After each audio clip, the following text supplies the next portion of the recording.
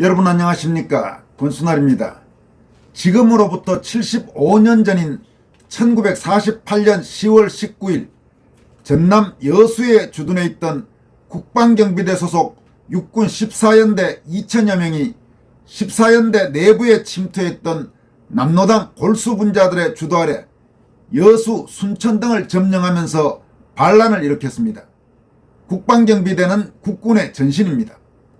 이들은 경찰관과 지역 유지 등 많은 우익인사들을 학살하고 여수와 순천 인근 지역들까지 점령해 여순 반란 사건 불과 2달 전인 그해 8월 15일 출범한 대한민국을 심각한 위험에 빠뜨렸습니다. 이른바 여순 사건 혹은 여순 반란 사건입니다. 이승만 건국 대통령의 대한민국 정부는 이 좌익 반란의 중대성을 인식하고 여수 순천지구에 계엄령을 선포한 뒤 반란군 토벌에 나섰습니다. 10월 15일 순천, 벌교, 보성, 광양을 탈환했고 여수 지역은 10월 27일에야 치안을 회복할 수 있었습니다. 올해로 75주년을 맞은 여순 반란 사건과 관련해 전남 광양 출신으로 바로 순천 매산고등학교를 졸업하고 연합뉴스 편집국장 등을 지낸 호남우파 원로 언론인 서옥식 대한언론인의 부회장이 자신의 블로그에 10월 19일은 잔인무도 살인 만행으로 김일성 만세를 부르며 이승만 정부 타도와 대한민국 분쇄를 내건 남로당 주동 여순 반란 사건 75주년, 이런 공산 반란을 문재인은 반란 아닌 무장봉기라고 가르쳐왔다라는 제목의 글을 올렸습니다. 이 글은 막 출범한 대한민국 정부를 전복시키고 한반도 전역의 공산화를 획책한 우리 군내 남로당 세력이 주도한 반란 사건의 성격을 물타기하려 하는 종북 좌익 세력의 책동을 국민에게 일깨우는데 중요한 자료가 될 것으로 보여 여러분들에게 소개해드리겠습니다.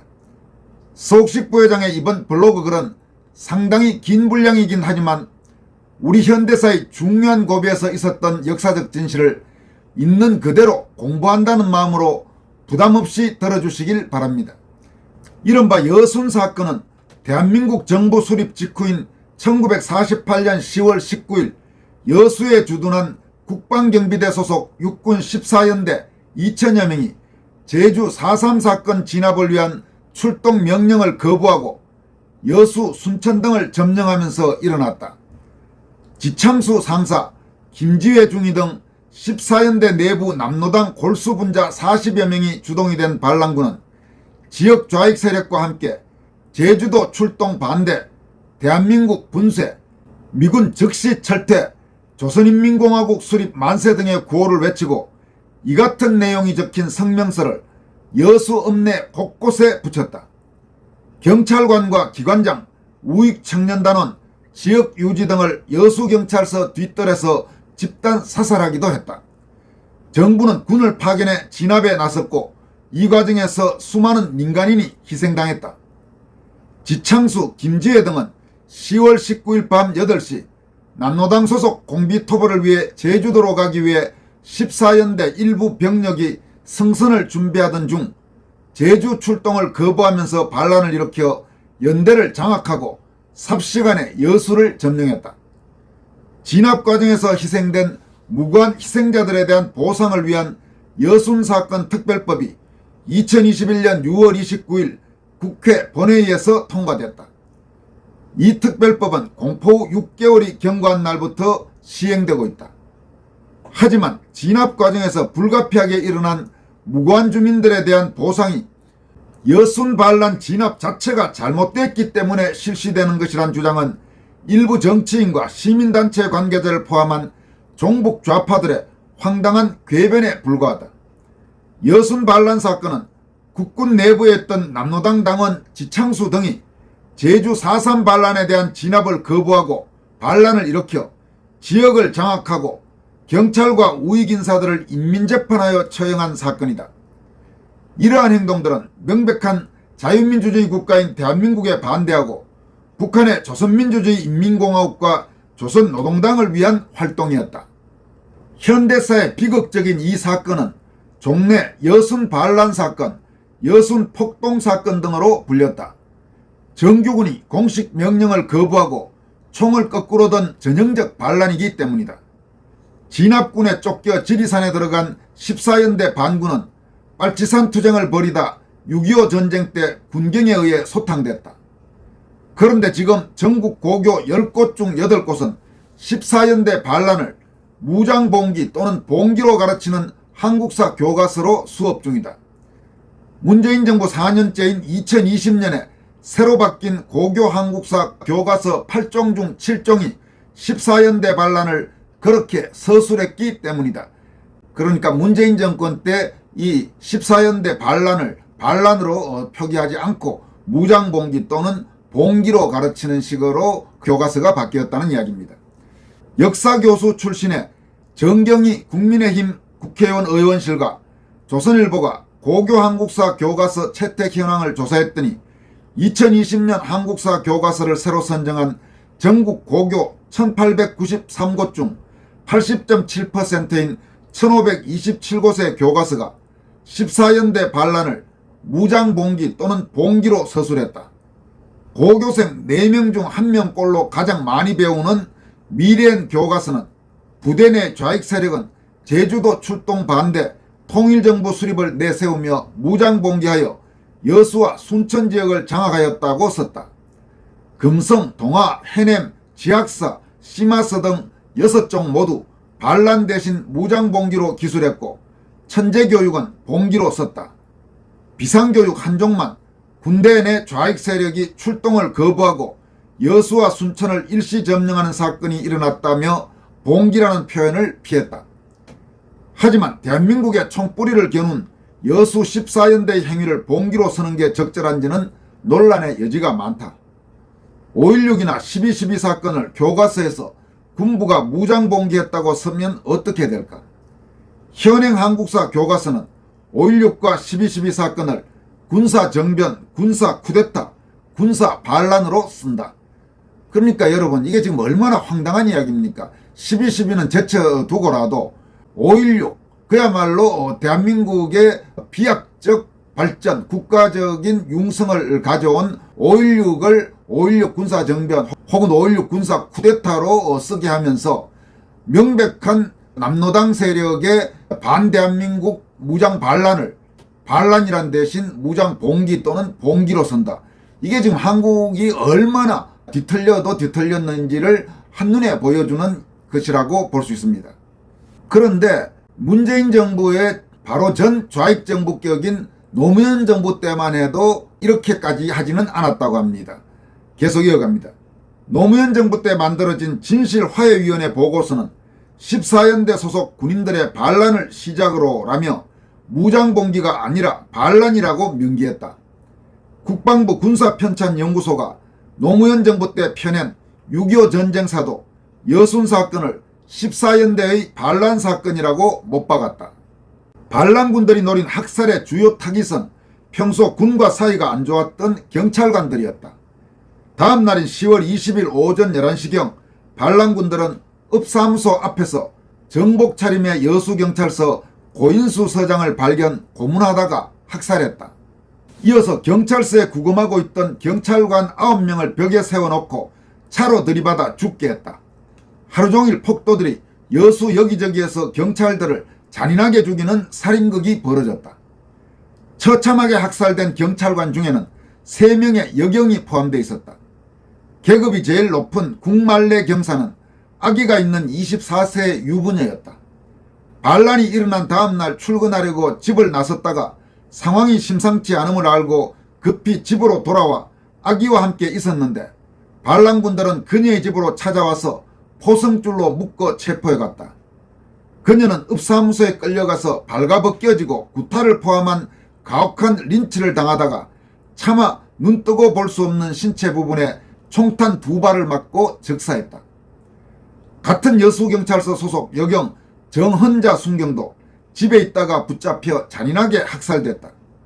폭도들은 정순경의 옷을 갈기갈기 찢고 목에 쇠사슬을 메어가지고 시내를 무려 1시간 끌고 다니며 말할 수 없는 수모를 겪게 하다가 다시 경찰서로 데리고 와서 죽창으로 음부를 찔러 죽였다. 기혼자인 두 여경은 죽창과 칼로 전신을 난자당해 피투성이가 되자 차라리 죽여달라고 계속 절규하다가 최후를 맞았다. 세 번째로 학살당한 여경은 박정훈 순경이었다. 밤새 난동이 일어났지만 집이 멀리 떨어져 있어 연유를 알 수 없었던 그녀는 아침이 되자 경찰서로 출근하다가 얼굴을 아는 부역자에게 들켜 거리에서 죽창 등으로 난자당한 뒤 바로 총살됐다. 3명의 여경은 주로 청소년 선도 업무를 담당해 반란군들이나 폭도들이 트집 잡을 일이 없는데도 무참히 학살된 것이다. 기록에 의하면 진압될 때까지 군경과 그 가족 및 우익인사들에 대한 반란군 및 동조 남노당 세력의 만행과 학살 유형은 끔찍하고도 다양했다.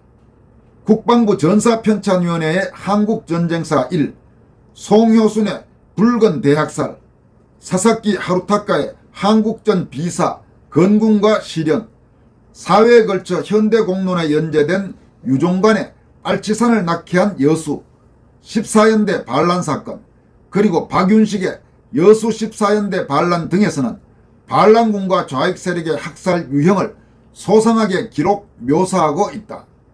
특히 박윤식은 이들의 천인공노할 만행은 마치 귀축의 소행이라고 해도 부족할 것이라고 분노에 치를 떤다.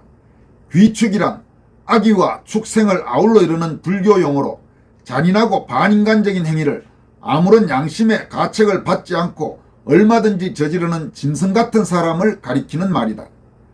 먼저 반란군과 민간 좌익 동조자들은 귀중품 약탈, 부녀자 강간, 기물 파손, 방화 등을 했고 군경과 그 가족 및 우익 반공인사들에게 총살, 교살, 돌과 몽둥이로 때려 죽이는 타살, 불에 태워 죽이는 소살, 총금에 의한 살해, 두개골 관통, 차량으로 압사, 엄부저격 총살, 나체로 옷 벗기고 길거리 이주시킨 후 타살, 모래구둥에 파묻고 죽창으로 타살, 껍질을 벗기고 꼬챙이로 찌르고 살가죽을 벗기는 살해 등 다양한 학살 방법을 썼다. 순천경찰서장 양계원 총경에 대한 학살 과정은 글로 묘사하기 힘들 정도로 끔찍하다. 그를 시내에 끌고 다녔고 죽을 때까지 구타했으며 누나를 뽑고 돌로 머리와 다리를 내쳤다. 반란 폭도들은 서장을 전신주에 매달아 총살한 뒤 시체 휘발유를 뿌려 불을 질렀다. 순천감찰서장 한운경감찰관도 총살 후 콜타르에 불태워졌다. 여순 반란 사건의 주동자는 남노당의 연대 조직책인 지창수 연대 인사계 상사였다. 당시 남노당원은 아래와 같은 경로를 통해 군 내부에 침투하게 됐다. 광복 후 공산당은 좌익의 무장력으로 조직된 국군준비대를 장차 인민공화국의 정규군으로 전환시킬 계획이었다. 그러나 1945년 11월 13일 미 군정청 내 국방사령부가 설치되고 1946년 1월 15일 동사령부 예하에 국방경비대가 창설됐다. 이에 따라 미 군정청은 1946년 1월 21일부로 모든 사설 군사단체를 해산시키는 조치를 취함으로써 국군준비대는 해체되고 말았다.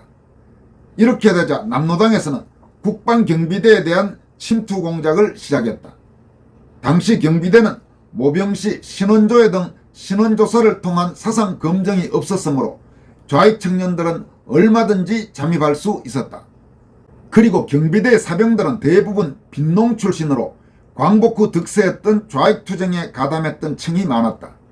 또한 이들은 소도시나 농촌에서 좌익 활동을 하다가 경찰에서 추적당하게 되면 경비대에 입대하는 경우가 많았으며 일단 입대하면 경찰은 손을 쓸 수가 없었다.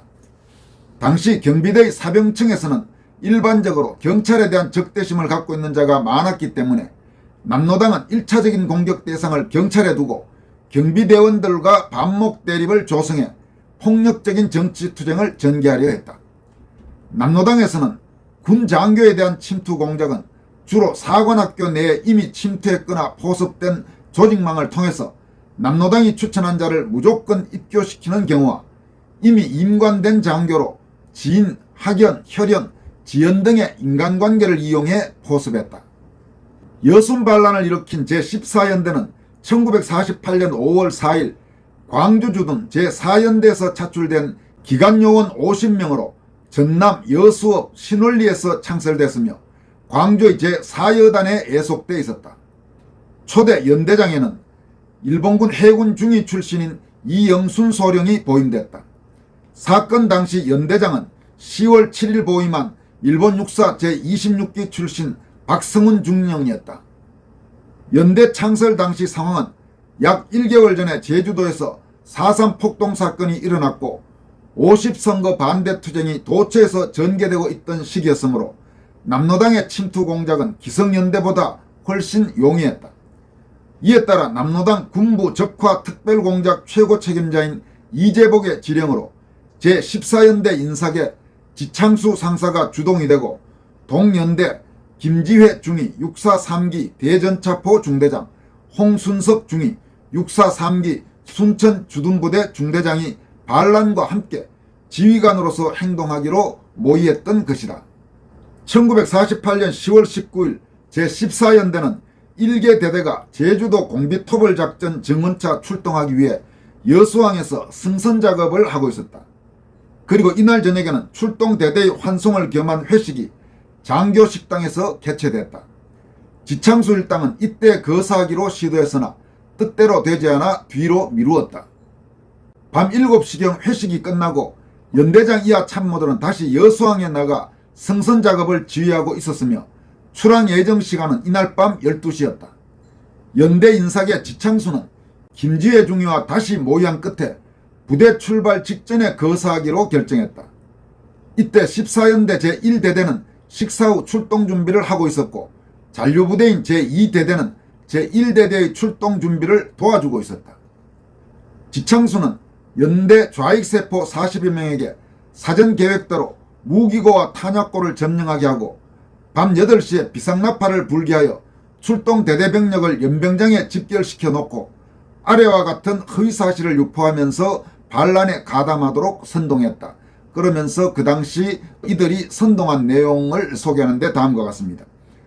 지금 경찰이 우리에게 쳐들어온다. 경찰을 타도하자. 동족 상잔의 제주도 출동을 반대한다. 조국의 염원인 남북 통일을 이룩하자. 지금 북조선 인민군이 남조선 해방을 위하여 38도선을 넘어 남진중에 있다. 우리는 북상하는 인민해방군으로 행동한다. 이렇게 선동을 했답니다.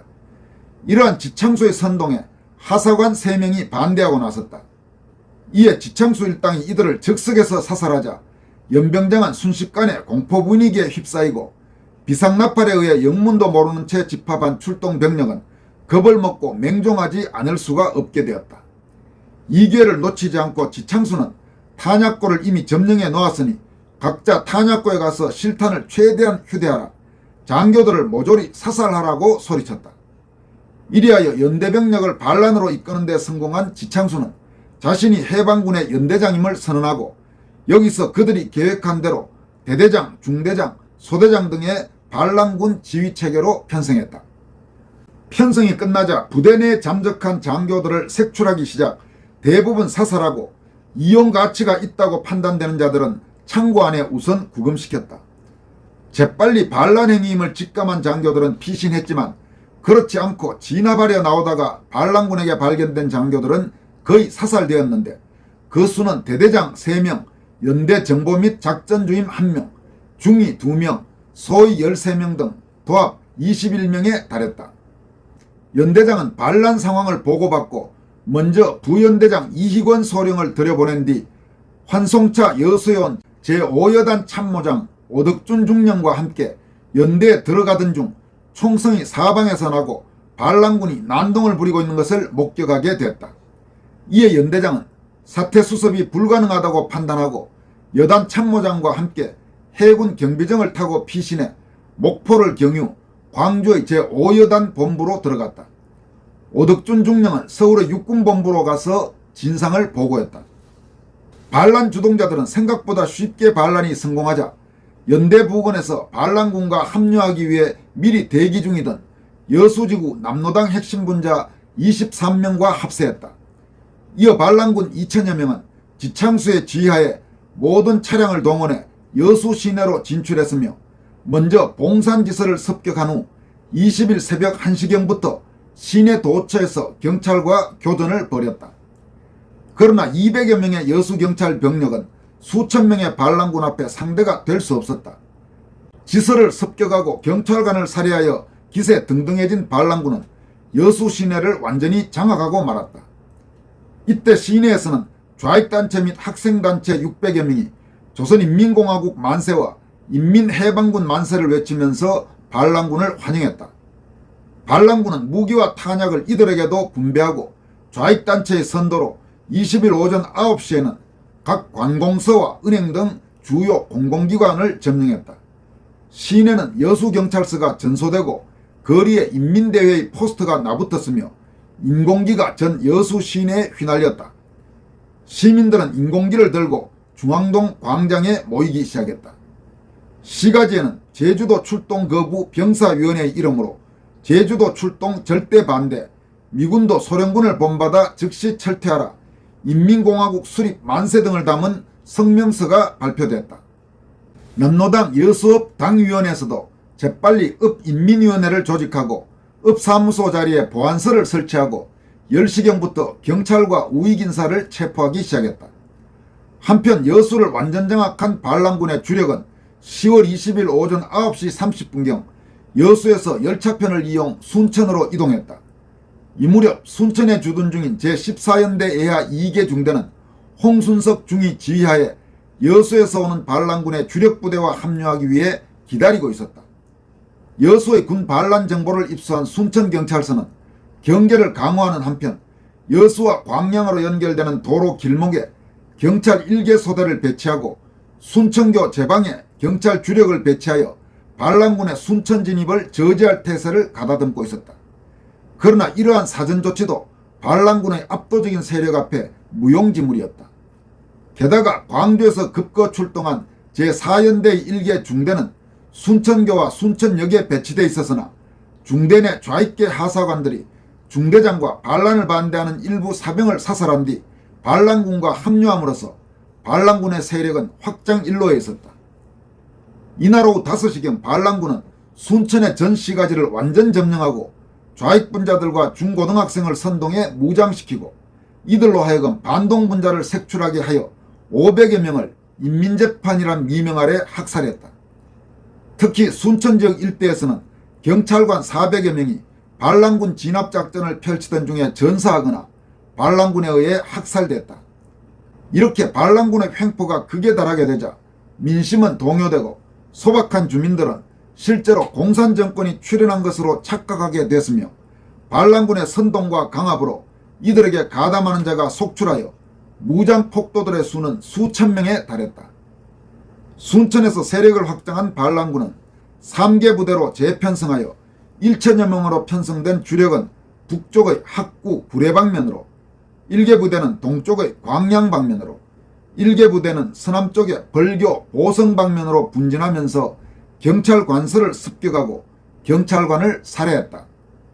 한편 순천에 주둔하고 있던 반란군의 일부는 지방좌익 세력과 합류, 인공기를 개양하고 순천인민위원회를 조직하였으며 인민행정을 시작했다. 그들은 모든 우익인사들을 즉석에서 살해하거나 인민재판에 회부하여 400여 명을 처단했다.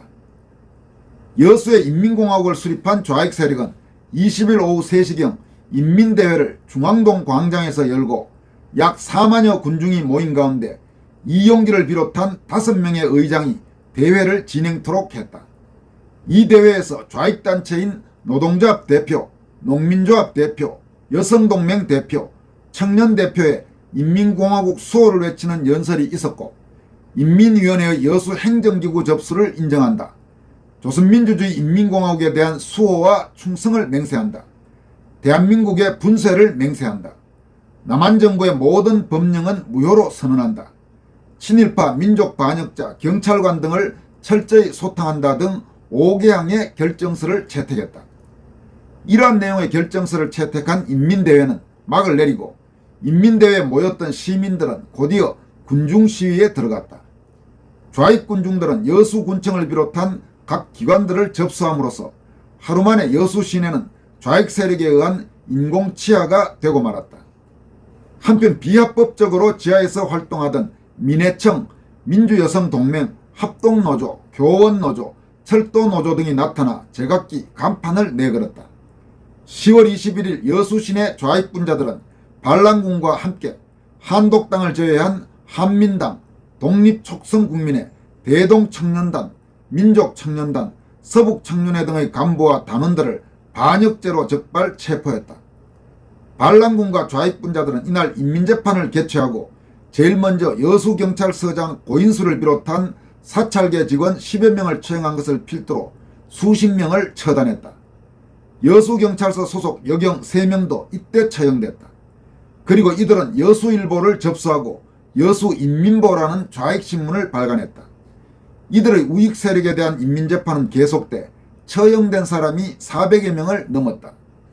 정부에서는 여수 순천지구 반란 상황을 진압하기 위해 10월 21일 광주에 반군 토벌 전투사령부를 설치하고 사령관에 송호성 육군 준장을 임명, 제2여단과 제5여단을 통합지휘하게 하는 한편 10월 21일에는 여수 순천지구에 계엄령을 선포했다. 반란군 토벌에 동원된 병력은 5개 연대 10개 대대였으며 1개 비행대와 함정들이 이를 지원했다. 이 전투사령부의 토벌작전으로 10월 23일 반란군의 주력은 순천에서 토벌부대에 쫓겨 구례방면으로 이동하여 백운산으로 입산했고, 광양방면의 반란군도 백운산으로 일단 입산한 뒤 지리산으로 이동했다. 도주한 반란군들은 여순 반란 사건을 계기로 남조선 빨치산의 시초가 됐다. 이 빨치산들은 나중 6.25를 겪으면서 북한 인민군과 합세함으로써 엄연한 국가전복자 공산 빨갱이들이 됐다. 반군 토벌 전투사령부는 반란 사건이 발생한 지 5일 만인 25일 순천, 벌교, 보성, 광양을 탈환했으며 여수 지역은 27일에야 치안을 회복할 수 있었다. 이래야 여순 반란 사건은 9일 만에 완전히 진압되고 그 후부터는 지리산, 백운산 등지로 입산 도주한 반란군에 대한 토벌 작전이 전개되기에 이르렀다. 여순 반란 사건 민간인 희생자 수는 정확한 통계가 없다. 국방부 전사편찬연구소가 발간한 한국전쟁사 1은 군경전사자 61명, 부상군경 119명, 실종군인 4명, 사살된 반란군 363명, 포로 2116명, 선동좌익 민간인 650명 포함이라고 밝히고 있다. 민간인 희생은 반란군에게 학살당한 양민 1200여 명, 반란군에 부상한 양민 1150여 명, 행방불명자 3500여 명, 이재민 9만 8천여 명으로 기록하고 있다. 하지만 송효순의 붉은 대학살에서는 반란군에 의해 학살당한 양민은 1134명, 행방불명자가 818명이었으며 사살된 반란군이 392명, 포로 1512명이라고 기록해 엄청난 편차가 있다. 일부 학자들은 반란군에 희생된 군경과 우익인사 등 인명피해는 약 500여 명인 반면 진압군에 의한 피해는 약 1만여 명이라고 주장하기도 한다. 지금까지 여러분들에게 소개해드린 내용은 이른바 여순사건 혹은 여순반란사건 75주년을 맞아서 전남 광양 출신으로 순천 매상고를 졸업한 원로 언론인 서옥식 전 연합뉴스 편집국장, 현 대한언론인의 부회장이 자신의 블로그에 올린 10월 19일은 잔인무도 살인만행으로 김일성 만세를 부르며 이승만 정부 타도와 대한민국 분세를 내건 남노당 주동 여순반란 사건 75주년, 이런 공산반란을 문재인은 반란 아닌 무장봉기라고 가르쳐 왔다라는 제목의 글입니다. 상당히 긴 분량이지만은 아마 현대사를 이해하는데 적지 않은 도움이 됐을 것이라고 생각합니다. 여기까지 하겠습니다. 여러분 고맙습니다.